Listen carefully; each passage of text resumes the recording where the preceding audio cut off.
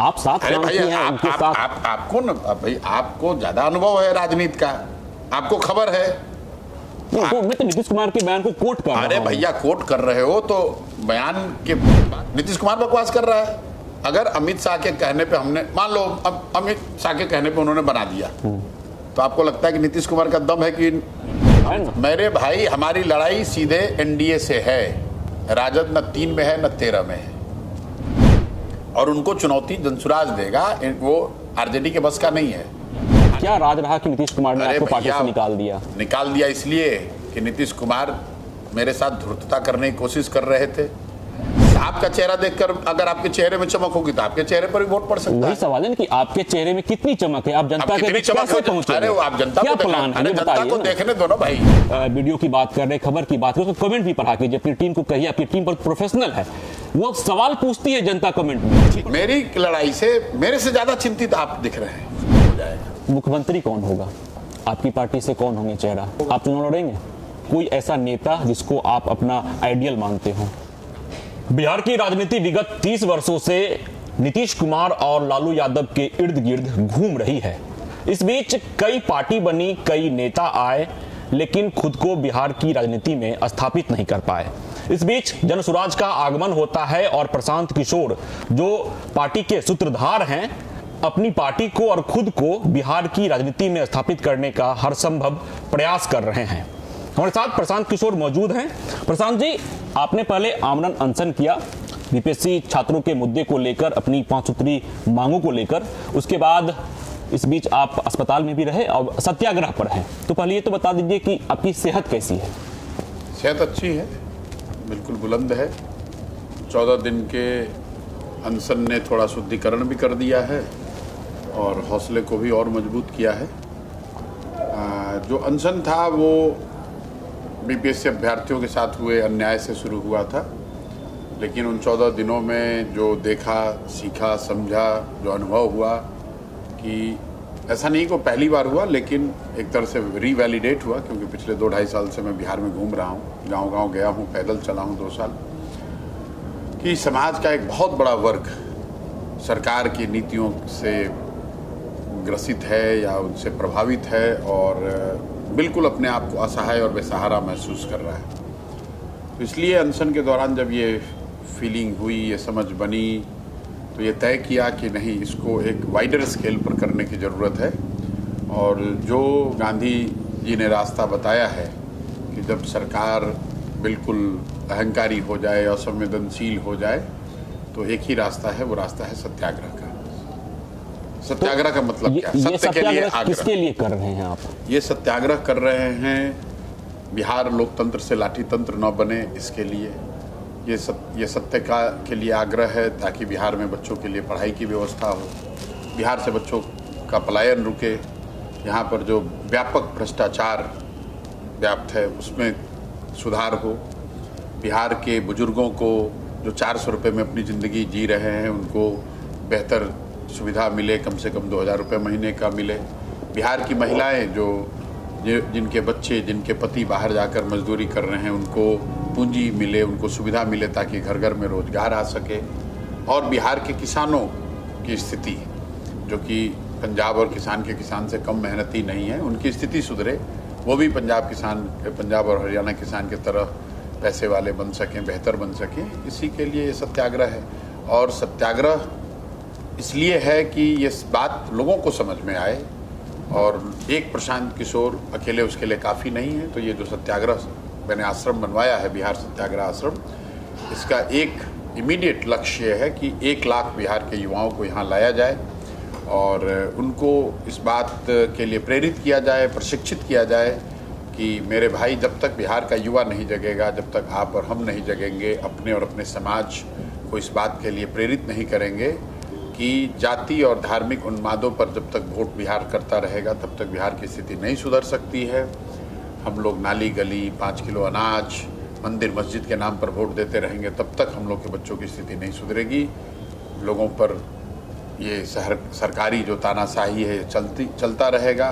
तो ऐसे बिहार के युवाओं का चयन हो, उनको प्रेरित किया जाए, उनको प्रशिक्षित किया जाए, उनको ये मार्ग दिखाया जाए कि ये वो तरीका है जिससे बिहार को बदला जा सकता है, इसीलिए शासन की शुरुआत की है। प्रशांत जी, आप एक रणनीतिकार रहे हैं, ऐसे में आप पर आरोप लग रहा है तमाम पार्टी की ओर से, नेताओं की ओर से, कि बिहार विधानसभा चुनाव 2025 को देखते हुए आप बीपीएससी मुद्दे को लेकर, छात्रों के सवाल को लेकर, सवाल की आड़ में आप राजनीति रोटी सेकने का प्रयास कर रहे हैं। देखिए, पहली बात तो कि जो बिहार के नेता इस तरह की टिप्पणी करते हैं उनको राजनीति की परिभाषा की समझ नहीं है। राजनीति का मतलब क्या है? राजनीति करने का मतलब ये नहीं है कि आपको सिर्फ विधायक और एमपी बनना है। राजनीति करने का मतलब ये नहीं है कि आप सत्ता में आ जाएं और बालू और शराब के माफिया हो जाएं। प्रशांत किशोर को एमएलए एमपी बनने में तो रुचि है नहीं। मुझे अपने जीवन यापन के लिए बालू और शराब का काम करने की ज़रूरत नहीं है। मुझे पैसे कमाने के लिए यहाँ पर गलत धंधे नहीं करने हैं। मैं क्यों आया हूँ राजनीति में? मैं चुनाव लड़ने नहीं आया हूँ। मैं इसलिए आया हूँ कि बिहार में जिन पर जुल्म हो रहा है, जिनकी आवाज़ दबाई जा रही है, जिनके साथ अन्याय हो रहा है, उनके साथ अगर मैं खड़ा नहीं हूँ तो फिर क्यों राजनीति में मैं हूँ? मेरे कोई पिताजी की लेगेसी नहीं है जो कि मुझे चलानी ही है। मेरी कोई मजबूरी नहीं है कि मुझे राजनीति करनी है। मैं स्वेच्छा से आया हूँ, इस सोच से आया हूँ कि देश का सबसे गरीब और पिछड़ा राज्य बिहार, उसको या मैं सुधारूँ या आप सुधारें। सुधार का प्रयास आज हो या 10 वर्ष के बाद हो, करना तो किसी न किसी बिहार के लड़के को ही पड़ेगा, किसी न किसी बिहार के बच्चे को ही करना होगा। और मैं ऐसा समझता हूँ कि अगर भगवान ने मुझे कुछ शक्ति बुद्धि दी है तो मेरी ये नैतिक जिम्मेवारी है। आई ओ इट टू दिस लैंड, ये इस मिट्टी का कर्ज है। अगर मैं नहीं प्रयास करूँगा तो दूसरा कौन प्रयास करेगा? इसलिए आकर प्रयास कर रहे हैं। सफलता मिले न मिले क्या हो, मैं कोई छात्रों के मुद्दे पे थोड़ी ना बिहार में आया हूँ। मैं तो 2.5 बरस से 5000 से ज़्यादा गांव में गया हूँ, पैदल गया हूँ, गांव में रहा हूँ, देखा हूँ, लोगों से बात करी है, घर घर गया हूँ। तो ये हम तो आंदोलनों में जाते ही नहीं। पिछले 3 बरस में 87 से ज़्यादा यहाँ आंदोलन हुए हैं जिस पर सरकार की बर्बरता, उनकी लाठीचार्ज उनका हुआ है। मैं कोई बीपीएससी और कोई पहली बार थोड़ी हुआ कि पेपर लीक हुआ है। यहाँ तो हर 2 महीने में पेपर लीक होता है। जितने सरकारी पद हैं उसमें सब में धांधली होती है उसको नौकरियों में, चाहे वो सिपाही की भर्ती का मामला हो, दरोगा का हो या अन्य नौकरियों का। कोई ऐसी नौकरी नहीं जिसमें हंगामा ना होता हो, जिसमें कोर्ट में केस ना होता हो, जिसमें बच्चे धरना प्रदर्शन ना करते हों। लेकिन इस बीपीएससी अभ्यर्थी वाले मामले में मैं इसलिए जुड़ा हूँ कि मुझे एक वीडियो दिखा जिसमें प्रोटेस्ट कर रहे छात्रों पर एक लड़की पर एक पुलिस वाला जूता पहन के उसके पेट पर पैर रखकर लाठी चला रहा है। मुझे लगा कि मैं 2-2.5 साल से यहाँ गांव-गांव चल रहा हूँ और जब इस तरह का जुल्म हो रहा और मैं नहीं आवाज़ उठाऊंगा तो फिर मैं किस लिए बिहार में हूँ? और मेरे जुड़ने का असर क्या है? आंदोलन तो बच्चे ही कर रहे हैं, मैं तो बीपीएससी अभ्यर्थी नहीं हूँ। लेकिन हम जैसे लोगों के जुड़ने का असर ये है कि ये मामला अब गर्दनीबाग में सिमटा हुआ नहीं है। ये मामला सिर्फ बीपीएससी अभ्यर्थियों और बीपीएससी का मामला नहीं रह गया, ये बिहार के युवाओं का मामला हो गया। बिहार का हर युवा ये समझ रहा है कि उनके साथ अन्याय हो रहा है, सरकार गलती कर रही है। बिहार की हर महिला समझ रही है कि उनके बच्चों को, उनके बेटे को, उनके भाई को किस बर्बरता से पुलिस ने मारा है। तो अब ये मुद्दा सिर्फ बीपीएससी अभ्यर्थी का मुद्दा नहीं है, ये प्रशांत किशोर जैसे लोगों के जुड़ने का असर है कि आज न्यायालय में गंभीरता से इस मामले पर सुनवाई हो रही है, सरकार को जवाब देने के लिए बाध्य किया गया है। हम जैसे लोगों के जुड़ने का ये असर है कि राहुल गांधी आकर गर्दनीबाग में बैठे हैं। आज तक कभी ऐसा हुआ है? ये हम लोग जैसे लोगों के जुड़ने का, आवाज़ उठाने का की वजह है कि गवर्नर चीफ मिनिस्टर को बाईपास करके बच्चों से मिले हैं। चिराग पासवान जो केंद्र सरकार में मंत्री हैं वो कैमरे पर कह रहे हैं कि बीपीएससी में अनियमितता हुई है, री एग्जाम होना चाहिए। तो ये जो आंदोलित छात्र हैं उन्होंने बीजारोपण करा है और उस आवाज में, उस ताकत में हम लोगों ने अपनी आवाज जोड़ी है जिससे कि समाज में व्यापक मुद्दा ये बने, सरकार पर दबाव बने और लोकतंत्र में ये होना ही चाहिए। अगर मैं अन्याय के खिलाफ आवाज न उठाऊं तो फिर मैं किस लिए राजनीति कर रहा हूं? अगर अन्याय के खिलाफ आवाज उठाना राजनीति है तो राजनीति कर रहे हैं। अगर बच्चों के साथ अन्याय हो रहा है, उनके न्याय के लिए लड़ाई लड़ रहे हैं, वो राजनीति है तो राजनीति कर रहे हैं। हम कोई राजनीति रंगदारी करने के लिए थोड़ी ना करते हैं। प्रशांत जी, जब राजनीति करने आप मैदान में उतर ही गए हैं तो बिहार में कई ऐसे नेता हैं, स्थापित नेता हैं और उनकी पार्टी है और उनके चेहरे के दम पर वो पार्टी चल रही है, चुनाव होता है। ऐसे में जनसुराज प्रशांत किशोर के चेहरे पर आगे काम कर रही है, लेकिन विधानसभा उपचुनाव 2024 में जनता ने आपको चारों खाने चित कर दिया। आगे कैसे क्या करेंगे, कैसे प्लान बनाएंगे, जनता का दिल कैसे जीतेंगे? देखिए, पहली बात तो ये जो आपका आकलन है कि जनसुराज बिहार प्रशांत किशोर के चेहरे पे चल रहा है, ये गलत आकलन है। जनसुराज बिहार के लोगों, करोड़ों लोगों की उस भावना के पर चल रहा है जो ये कह रहा है। तमाम नेता जो है वो कहते हैं कि प्रशांत किशोर हमारे नेता हैं। सुन तो लीजिए, पहले आप ये समझिए कि जनसुराज की ताकत क्या है। जनसुराज की ताकत प्रशांत किशोर नहीं है, जनसुराज के नेता नहीं है। जनसुराज की ताकत है बिहार के लोगों की ये सोच कि अब बहुत हुआ, अब बदलाव चाहिए, कोई तीसरा विकल्प चाहिए। 30-32 साल से लोग लालू, नीतीश, भाजपा को देख देख कर थक चुके हैं। हर तरह का प्रयास करके जनता ने देख लिया। विकल्प के अभाव में इनमें से कोई एक चुनकर आ जाता है। तो जो ये बदलाव की सोच है, चाहत है, डेस्परेशन है, ये ताकत है जनसुराज की। बिहार में 60% से ज्यादा लोग बदलाव चाहते हैं। वो जनसुराज को चाहे ना चाहे, लेकिन वो चाहते हैं कि कुछ बदलाव चाहते तो उपचुनाव में आपको आ रहा हूं ना उस पे लोग बदलाव चाहते हैं। वो जरूरी नहीं कि जनसुराज को चाहे, लेकिन ये जरूर चाहते हैं कि हाँ, लालू, नीतीश, भाजपा से अलग कुछ होना चाहिए। अब जिसमें पात्रता होगी, जिसकी बेहतरी होगी, वो चुनकर आएगा। आपने कहा कि लोकसभा उपचुनाव में क्या हुआ। मेरे भाई, उपचुनाव में तो बदलाव ही बदलाव दिखा। रामगढ़ की सीट, वहां के एमएलए कौन थे जो वहां से एमपी बने, सांसद बने? जगतानंद जी, अब उनका 30-35 साल का उनका किला ढह गया। सुधाकर सिंह का किला ढह गया। तरारी में माले 10 साल से जीते हुए विधायक जो अभी एमपी बन गए, उनका किला ढह गया। बेलागंज में सुरेंद्र यादव 30-35 साल से लगातार जीत रहे थे, उनका किला ढह गया। किसी तरह मांझी जी ने गिरते पड़ते अपनी जान बचाई। और आप कह रहे हैं कि बदलाव की चाहत नहीं है। ये ठीक है कि जनता ने शायद जनसुराज को नहीं चुना, लेकिन बदलाव के लिए तो बिल्कुल, जो बात मैं आपको कह रहा हूं, बदलाव तो जनता बिल्कुल उसने किया है, उपचुनाव में भी किया है। रह गई बात जनसुराज की, तो जनसुराज उपचुनाव लड़ी है 1 महीना पुरानी पार्टी। 31 अक्टूबर या 1 नवंबर को जनसुराज को टेम्परेरी सिंबल जो मिला, उस पर चुनाव लड़ा गया। तो जो लोग राजनीति को समझते हैं उनको मालूम है चुनाव का जो सिंबल है वो बहुत बड़ा फैक्टर है। घर घर लोगों को मालूम तो होना चाहिए कि हम किस सिंबल पे वोट दें। पूरी कोशिश करी गई, प्रयास किया गया, घर घर बात पहुंची भी, लेकिन जिस रिजल्ट की हम लोग अपेक्षा करते थे वो नहीं हुआ। लेकिन अगर मान लीजिए नहीं भी हुआ तो भी जनसुराज को कितना वोट आया? 10% वोट आया है। 1 महीना पुरानी पार्टी 4 सबसे मजबूत किलो, राजनीतिक किलो में चुनाव लड़ रही है, वहां हमको 10% वोट आया है। आपकी जानकारी के लिए, आपके दर्शकों की जानकारी के लिए बता दूं, भाजपा देश की इतनी बड़ी पार्टी होने का दावा करती है। भाजपा को बिहार में 10% वोट लेने में 20 बरस लग गए। पिछले विधानसभा चुनाव में भाजपा को 19.6% वोट आया है। जदयू को आज तक 20% वोट नहीं आ रहा है, अगर अपने दम पे वो लड़े तो। अकेले दम पर जब जदयू यहाँ 2014 में चुनाव लड़ी, 14-15% वोट आया था। देखिए प्रशांत जी, आपकी चालाकी तो यही है कि आप आंकड़ा रख देते हैं, आप इसमें माहिर हैं, लेकिन अरे भाई, ऐसा है, आंकड़े को हटा दो। आप विधानसभा, मैं तो मान रहा हूं कि जो रिजल्ट आना चाहिए था नहीं आया, लेकिन फिर एमएलसी का चुनाव हुआ जहां सिंबल नहीं था, वहां पर कौन जीता? आपने कहा बदलाव की बात, कौन जीता? निर्दलीय जीता। मतलब बदलाव चाहिए, क्योंकि देवेश जी की सीट थी, एनडीए की सीट थी, वो हारे 4थे नंबर पर। आपने कहा कि आपकी पूछ रही है तो जीता कौन? निर्दलीय। सेकंड नंबर पर कौन है? जनसुराज। तीसरे पर कौन है? राजद। चौथे पर कौन है? एनडीए। हम लोग कितना वोट आया? 22.5%।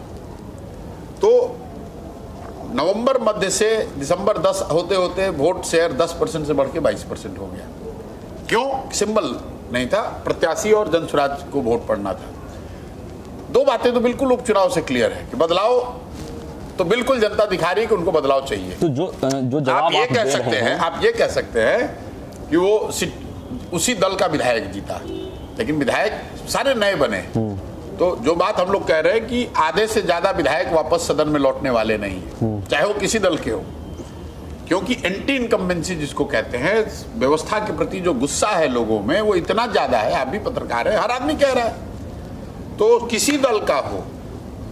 और वैसी स्थिति में अगर जनसुराज नए बेहतर चेहरों को सामने रखेगा और जिस तरह से हम लोग चुनाव लड़ रहे हैं या प्रयास कर रहे हैं, तो निश्चित तौर पर आपको जो पारंपरिक तरीका है उसके मुकाबले अप्रत्याशित नतीजे देखने को मिलेंगे।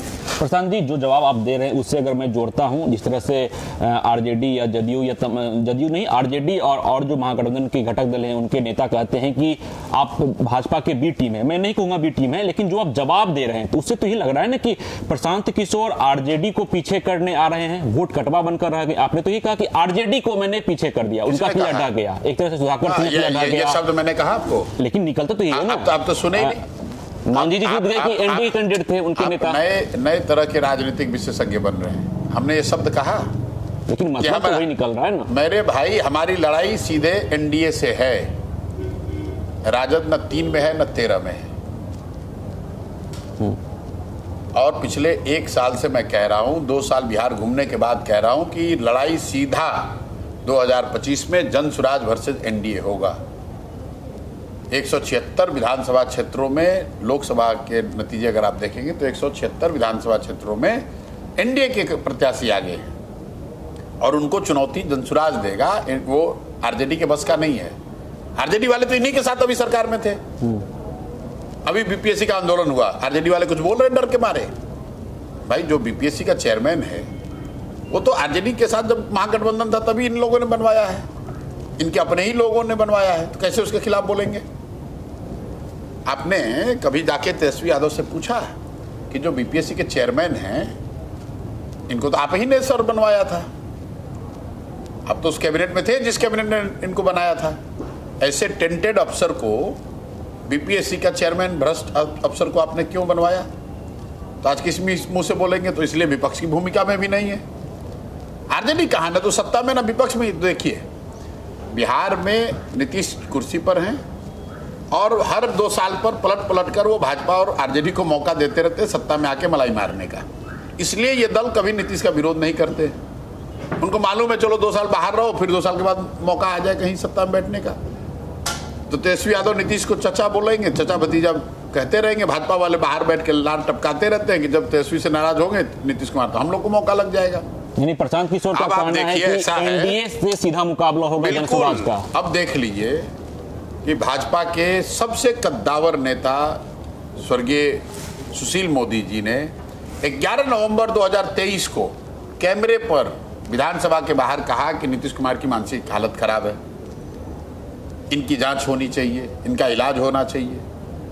और आज भाजपाई जो है वो बता रहे हैं, मैंने जब कहा कि भाई मानसिक हालत की जांच होनी चाहिए, तो आज भाजपाई कह रहे हैं कि प्रशांत किशोर का मानसिक हालत ठीक नहीं है। तो क्या सुशील मोदी जी की भी मानसिक हालत ठीक नहीं थी 11 नवंबर 2023 को, जब उन्होंने कहा कि नीतीश जी को कोई गंभीर बीमारी है? ये तो सत्ता के लिए इन्हीं भाजपाइयों को नीतीश कुमार ने डाकबंगला चौराहा पर दौड़ा दौड़ा के मरवाया है लाठी से। और सत्ता की लालच में आज नीतीश कुमार का ये झंडा डोर है। जरा पूछिए तो भाजपा के लोगों से, आप लोग तो पत्रकार है, मारा था कि नहीं मारा था? पूरे देश में कहीं पर मुख्य विपक्ष के प्रदर्शन पर जिस तरह से लाठी चलाया गया था यहाँ पटना में, एमपी के ऊपर भी, एमपी के ऊपर, वो कहीं आज कहीं नहीं है, कहीं उसका कोई दूसरा उदाहरण नहीं है। इसके बावजूद भाजपाई उनके गोद में बैठे, क्यों? उनको मंत्री बनना है, उनको सत्ता का लाभ उठाना है। ये बता दीजिए कि मुकाबला एनडीए में किससे होगा, बीजेपी से या जदयू से? बीजेपी से। जदयू की क्या ताकत है? देखिए, एक चीज आप लोग और समझ लीजिए, जदयू जो है नीतीश कुमार की ताकत कह लीजिए, राजनीतिक चालाकी कह लीजिए, नीतीश बाबू जिंदगी में भाजपा से अलग हटकर चुनाव लड़ते ही नहीं है, न कभी लड़े हैं। एक ही बार जीवन में वो भाजपा से अलग हटकर चुनाव लड़े हैं, राजद के साथ, जो चुनाव मैंने कराया था 2015 में। नीतीश कुमार की न ये ताकत है न समझ है, क्योंकि वो भाजपा के संसाधन से चुनाव लड़ते हैं, भाजपा के कार्यकर्ताओं के संगठन के बल पर चुनाव लड़ते हैं। भाजपा की रणनीति पर चुनाव लड़ते हैं। चुनाव लड़ने के बाद, जीतने के बाद फिर पलट जाए वो अलग बात है। आप मुझे बता दीजिए, लास्ट चुनाव नीतीश कुमार भाजपा से अलग हटके कब लड़े? कभी नहीं लड़े। तो इन्होंने पूरे देश में जेटली जी का एक ही प्रतिमा सार्वजनिक जगह पर लगा, वो बिहार में लगा है। बिहार के लिए जेटली जी का क्या योगदान है? बड़े नेता थे, मैं उन पर कोई टिप्पणी नहीं कर रहा हूं, लेकिन वो बिहार के नहीं थे। बिहार के लिए उनका क्या योगदान है? जेटली जी का सबसे बड़ा योगदान है कि उन्होंने नीतीश कुमार को बिहार में मुख्यमंत्री, भाजपा बड़ा दल रहते हुए भी नीतीश कुमार को उन्होंने मुख्यमंत्री बनाया, इसलिए नीतीश कुमार उनका मूर्ति यहाँ लगवाए। तो क्या आपके लिए नीतीश कुमार फैक्टर नहीं करते हैं? आपने तो नीतीश कुमार के लिए कोई काम भी फैक्टर, किया है। अरे भाई नीतीश कुमार कोई फैक्टर नहीं है। नीतीश कुमार की जो दशा है, शारीरिक मानसिक दशा है, ना कुछ बोल सकते हैं ना कुछ कर सकते हैं, कुछ नहीं है। भाजपा के कंधे पर बैठकर बंदूक चलाने वाले लोग हैं, राजनीति करने वाले लोग हैं। हमने उनके साथ काम किया, हमें मालूम है ये भाजपा के बगैर के एक मिनट रह नहीं सकते हैं। इनका कोई राजनीतिक संगठन वजूद जमीन पर है ही नहीं। अकेले लड़े 14 में, औकात दिख गई। तो जब आपने ये बात कहा कि आपने उनके साथ काम किया है, तो आपको उपाध्यक्ष भी बनाया गया था, फिर आपको निकाल क्यों दिया गया? क्या राज रहा कि नीतीश कुमार ने आपको पार्टी से निकाल दिया? निकाल दिया इसलिए कि नीतीश कुमार मेरे साथ धूर्तता करने की कोशिश कर रहे थे। पार्टी में बैठ के निर्णय हुआ कि सीए एनआरसी का हम लोग विरोध करेंगे। फिर भाजपा के दबाव में आकर सीए एनआरसी के पक्ष में ही आदमी ने वोट किया, तो हमने आकर उसका पार्टी में विरोध किया तो उन्होंने हटा दिया। तो मेरा क्या बिगाड़ लेंगे? हम कोई नीतीश कुमार के बनाए हुए एमएलसी थोड़ी ना है कि हमारा राजनीतिक कैरियर या हमारी पहचान वो नीतीश कुमार की देन थोड़ी ना है। नीतीश कुमार ने प्रशांत किशोर को नहीं बनाया है ना। उन नीतीश कुमार के बनने में हमने कंधा कभी लगाया होगा? अगर 2015 में हमने मदद नहीं की होती तो नीतीश कुमार का कैरियर उसी समय खत्म था। तो हमको वो क्या करेंगे? वो कितने भी बड़े हों, नीतीश कुमार ने प्रशांत किशोर को नहीं बनाया है। प्रशांत किशोर ने किसी दौर समय में जरूर, जब उनका दिन खराब था तो हमने मदद की है। तो नीतीश कुमार हमको क्या निकालेंगे और रखेंगे? नीतीश कुमार का दावा है कि अमित शाह के कहने पर आपको नीतीश कुमार ने रखा था, आप यहाँ पहुंचे थे। कहां तक सच्चाई है? चलिए ना भाई, नीतीश कुमार के शब्दों का जो आदमी विधानसभा में खड़ा होकर कहता है कि मिट्टी में मिल जाएंगे, भाजपा के साथ नहीं जाएंगे, अगले दिन भाजपा का गड़बैया करता है। अभी आप लोगों ने लोकसभा चुनाव से पहले देखा, ये आदमी प्रधानमंत्री बनने के लिए भाग के उधर इंडिया गया, फिर अगले दिन भाग के इधर आ गया। नीतीश, सच्चाई कहां तक है? अरे क्या सच? कोई सच्चाई नहीं है, फालतू बकवास कर रहे हो यार। नीतीश कुमार बकवास कर रहा है। अगर अमित शाह के कहने पे हमने, मान लो अमित शाह के कहने पे उन्होंने बना दिया, तो आपको लगता है कि नीतीश कुमार का दम है कि अमित शाह के आदमी को हटा देंगे अपने दल से? नहीं है इतना दम है? आप बताइए ना। आप तो साथ काम किए हैं, आप तो बड़े पत्रकार लगते हैं। आप साथ काम किए हैं उनके साथ। आपको ना भाई, आपको ज्यादा अनुभव है राजनीति का, आपको खबर है। मैं तो नीतीश कुमार के बयान को कोट कर रहा हूं। अरे भैया, कोट कर रहे हो तो बयान के बाद कह रहा हूं कि आपको लगता है कि नीतीश कुमार का इतना दम है कि अमित शाह और मोदी का आदमी, जिसके कहने पर वो अपना दल का किसी को सर्वे सर्वा बना दिए, उस आदमी को हटा देंगे और अमित शाह अब उनको कुछ बोलेंगे नहीं? चलिए चुनाव पर आते हैं। आपका दावा है, पार्टी बनने से पहले आपने ऐलान किया कि 243 सीट पर जनसुराज चुनाव लड़ेगी। प्रशांत किशोर पांडे, ये बात तो मानते हुए कि बिहार की राजनीति में जाति देखकर वोट पड़ रहा है, जाति देखकर वोट दिया जाता है, साथ ही साथ चेहरा देखकर भी वोट किया जाता है। ये आपका आकलन है, और इस आकलन को आप लोग इतने दिन से चला रहे हैं कि सत्य सामने दिखता है, फिर भी आप लोग मानते नहीं। क्या है सत्य, बता दीजिए। मेरे भाई, बिहार में भाजपा को वोट पड़ा है कि मोदी जी के नाम पर वोट पड़ा है? मोदी जी के नाम पर वोट पड़ा है। जोर से बोलिए। मोदी जी के नाम पर, मोदी जी के नाम पर वोट पड़ा है। तो कह रहा चेहरा देखकर। मेरा दो सवाल था, या तो जाति या तो चेहरा। अभी आ रहा हूँ। तो जितने आप जैसे जानकार विद्वान लोग हैं जो कहते हैं कि बिहार में सिर्फ जाति पर वोट पड़ता है, तो आप लोग जरा बता दीजिए कि मोदी जी के जाति के कितने लोग रहते हैं? उनका चेहरा देखकर वोट पड़ता है। अब आ रहा हूँ ना भाई, तो अगर मोदी जी के चेहरा देखकर वोट पड़ रहा है तो आपका चेहरा देखकर अगर आपके चेहरे में चमक होगी तो आपके चेहरे पर भी वोट पड़ सकता है। वही सवाल है ना कि आपके चेहरे में कितनी चमक है, आप जनता के बीच कैसे पहुंचे? अरे आप जनता क्या को प्लान है, ये जनता बताइए को ना। देखने दो ना भाई, आप चमक का पर थर्मामीटर लेकर काहे घूम रहे हैं? नहीं, जनता तो सवाल पूछेगी ना, जनता का सवाल है ये कि आपका क्या ब्लूप्रिंट है आपके पास? जनता का सवाल नहीं है ये, सवाल आप जैसे लोगों का है कि बिहार में कोई नया प्रयोग क्यों हो रहा है। तो शायद आप कमेंट नहीं पढ़ते होंगे, आप जिस वीडियो की बात कर रहे हैं, खबर की बात कर रहे हैं, तो कमेंट भी पढ़ा कीजिए, अपनी टीम को कहिए, आपकी टीम बहुत प्रोफेशनल है, वो सवाल पूछती है जनता कमेंट में कि प्रशांत किशोर के पास क्या ब्लूप्रिंट है, वो क्या सुधारेंगे। आप बिहार बदलने की बात लगातार तो कर रहे हैं, लेकिन ब्लूप्रिंट बता दीजिए जरा, जनता की समझ में भी आए। भाई जनता को समझने दीजिए, 2 साल से हम गला फाड़ फाड़ कर गांव जाकर बोल रहे हैं तो आपको सुनाई नहीं दे रहा, जनता को सुनाई दे रहा है, आप उसकी चिंता न करें। प्रशांत किशोर का क्या ब्लूप्रिंट है, बीपीएससी अभ्यर्थियों को कैसे न्याय मिलेगा, उसका ब्लूप्रिंट प्रशांत किशोर को आपके कहने पर आंसर देने की जरूरत नहीं है। मैं जो कर रहा हूं वो जनता देख रही है, ब्लूप्रिंट उसको समझ में आ रहा है।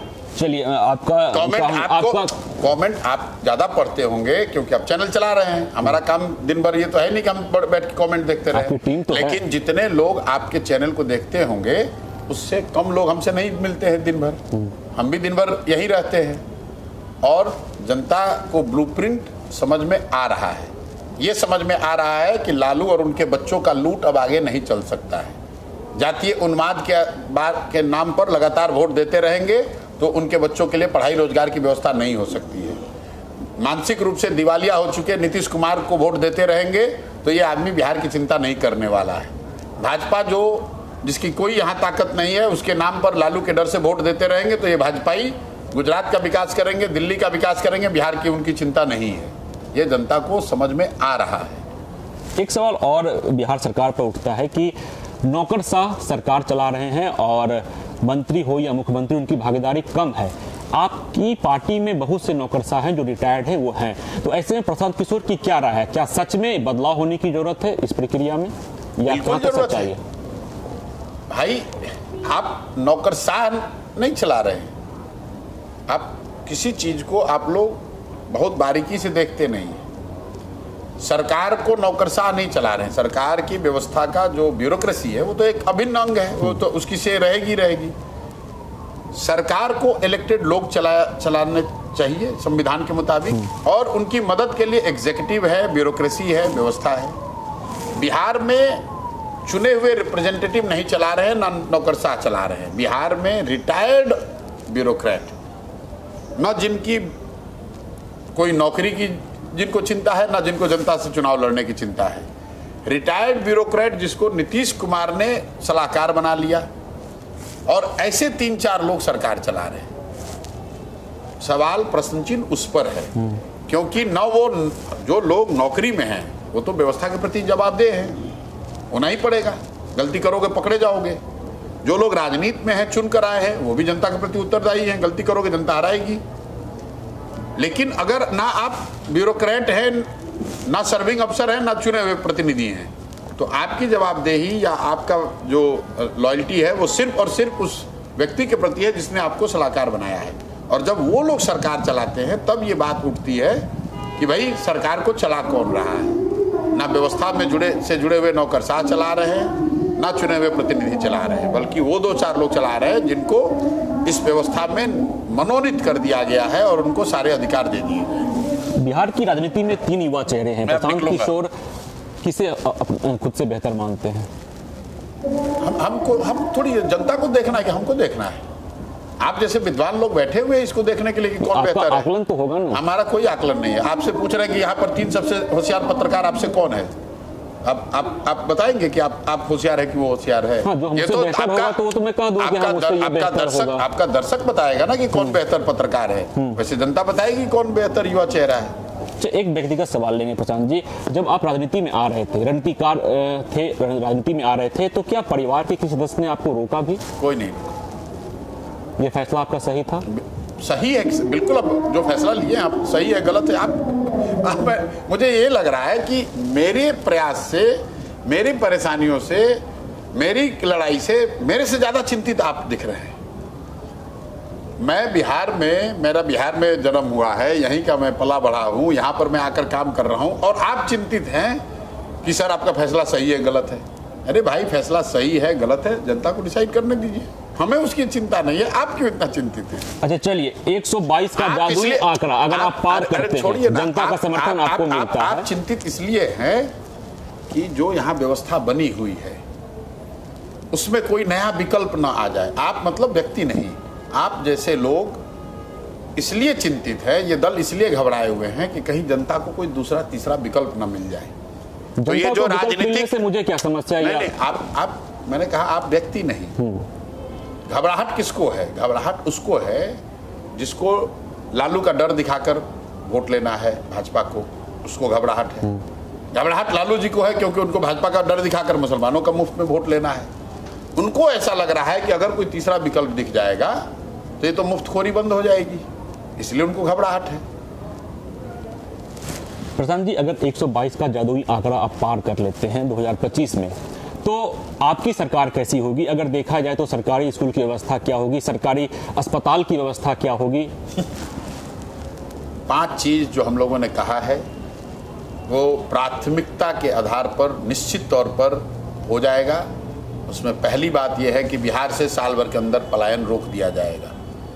यहाँ के बच्चों को 10-15, मैं नौकरी की बात नहीं कर रहा हूँ, बिहार में राजनीतिक और सामाजिक जीवन में रहने वाले लोगों को ये समझना चाहिए कि आप पूरे इतने बड़े आबादी को सरकारी नौकरी नहीं दे सकते हैं, लेकिन इतने बड़े समाज को आप अच्छा पढ़ा सकते हैं, इतनी बड़ी जनसंख्या को आप रोजी रोजगार की व्यवस्था कर सकते हैं। तो जन स्वराज का पहला संकल्प ये है कि साल भर के अंदर यहाँ डिस्ट्रेस माइग्रेशन रोक दिया जाएगा। यहाँ पर लोगों को 10 से 15 हज़ार रुपये की नौकरी रोजगार की व्यवस्था कर दी जाएगी। दूसरा ब्लूप्रिंट ये है कि बिहार के हर बच्चे के लिए एक अच्छे पढ़ाई की व्यवस्था, 15 साल से कम उम्र के बच्चे के लिए पढ़ाई की व्यवस्था हो जाएगी, और जब तक वैसी व्यवस्था सरकारी स्कूल में न बने तब तक लोग अपने बच्चों को प्राइवेट स्कूल में भेज सकते हैं, उसका पैसा सरकार भरेगी।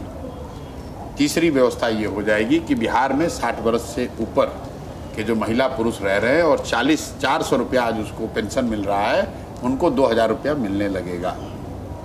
चौथी बात ये होगी कि बिहार में जो महिलाएं हैं, जो कामकाजी महिलाएं हैं, जो घर में बैठी हुई हैं, कुछ करना चाहती हैं, उनको 4% सालाना ब्याज के दर पर उनको लोन मिलने लगेगा, ताकि वो अपने घर में कुछ ना कुछ रोजी रोजगार कर सकें, अपने और अपने बच्चों के लिए कुछ धन अर्जन कर सकें। और पांचवी बात ये होगी कि जितने भी यहाँ किसान हैं वो धान, गेहूँ, मकई का फसल जो उगा रहे हैं, इस तरह की फसल को छोड़कर अगर वो नकदी की फसल करने लगें, मसाला की खेती करने लगें, सब्जी उगाने लगें, फल उगाने लगें, उनको उनके खेती को मनरेगा से जोड़कर उनको मुफ्त में मजदूर मुहैया कराया जाएगा, ताकि उनकी आमदनी, जो ज़मीन है वो तो बढ़ नहीं सकती है, लेकिन उसी ज़मीन की प्रोडक्टिविटी बढ़ाई जाए, उससे लोगों की आमदनी बढ़े। ये 5 चीज़ निश्चित हो जाएगा, बाकी चीज़ जो हो या ना हो। तो अगर जन स्वराज की सरकार बनी तो ये 5 चीज़ निश्चित हो जाएगा। मुख्यमंत्री कौन होगा? जिसको जनता चुनेगी हो जाएगा। आपकी पार्टी से कौन होंगे चेहरा? जो चुनकर आएगा हो जाएगा चेहरा। उसी बीच से होंगे? प्रशांत किशोर नहीं होंगे चेहरा? बिल्कुल, जो चुनकर आएगा वही होगा, जिसको पार्टी चुनेगी होगा। आप चुनाव लड़ेंगे? जनता पार्टी कहेगी लड़ेंगे। पार्टी के सूत्रधार तो आप ही हैं। अरे भैया, ये राजद नहीं है, ये जदयू नहीं है, ये बिहार के 1 करोड़ लोगों के द्वारा मिलकर बनाया गया दल है। इसमें लोकतंत्र है। लोग कैमरे पर आकर हमारी शिकायत भी करते हैं, हमारे कार्य पद्धति पर सवाल भी उठाते हैं। कल यहाँ कोर कमेटी की बैठक हुई, 2-3 घंटे बैठक चली है। लोगों ने एक निर्णय को वेट किया है, डिबेट किया है। अब बिहार के जो राजनीति के विशेषज्ञ अपने आप को बताते हैं, जो कमेंटेटर हैं, उनको थोड़ा समय लगेगा चीज़ों को समझने और समझकर उस पर यकीन करने में, क्योंकि एक ढर्रे की राजनीति आप देखते आ रहे हैं, तो कुछ उससे अलग होगा तो आपको समझ में आएगा नहीं। एक और व्यक्तिगत सवाल लेंगे प्रशांत जी, राजनीति में आपकी प्रेरणा कौन है, और या वर्तमान परिदृश्य में कोई ऐसा नेता जिसको आप अपना आइडियल मानते हो? गांधी हैं, गांधी को ही प्रेरणा मानते हैं, उन्हीं से सीखते हैं, उन्हीं के बताए हुए मार्ग से पर चलने का प्रयास करते हैं, टू एन एक्सटेंट पॉसिबल। जितना हो सके आज के संदर्भ में उनकी बताई हुई बातों को मनन करते हैं, चिंतन करते हैं, पढ़ते हैं और कोशिश करते हैं कि उन बातों को अपने राजनीतिक सामाजिक जीवन में जहां तक हो सके वो लागू करें। 30 सालों से जो बिहार में राजनीति चल रही है, या यूं कहा जाए कि विगत 20 वर्षों से बिहार में मुख्यमंत्री नीतीश कुमार का शासन रहा है। बीच में मांझी जी के छोटे से शासनकाल को छोड़ दिया जाए तो जदयू लगातार सत्ता में रही है, लेकिन इस बीच जन सुराज का आगमन होता है और प्रशांत किशोर की चर्चा होती है, उनकी विचारधारा की चर्चा होती है। लेकिन उपचुनाव में जनता के हाथों उन्हें चारों खाने चित भी किया जाता है, लेकिन प्रशांत किशोर हिलने वाले नहीं। उन्होंने कहा है कि आगे लड़ाई लड़ी जाएगी। अब देखना दिलचस्प रहता है कि प्रशांत किशोर ने जो 243 सीट पर लड़ने का दावा किया है, उस दावा पर उनकी पार्टी जनसुराज कहां तक खरा उतर पाती है और आगे बिहार की राजनीति किस ओर रुख करती है। गोल, जहां 27 वर्षों के सफर में 17,000 से भी अधिक छात्रों ने डॉक्टर एवं इंजीनियर बनकर भरे सफलता की ऊंची उड़ान, जहां साधारण छात्र भी झारखंड टॉपर्स बनकर बना रहे इतिहास। दूरदर्शी शिक्षाविद श्री विपिन सिंह के मार्गदर्शन में मेडिकल एवं इंजीनियरिंग के लाखों छात्रों के लिए आशा की किरण के रूप में गोल, नेशंस लीडिंग इंस्टीट्यूट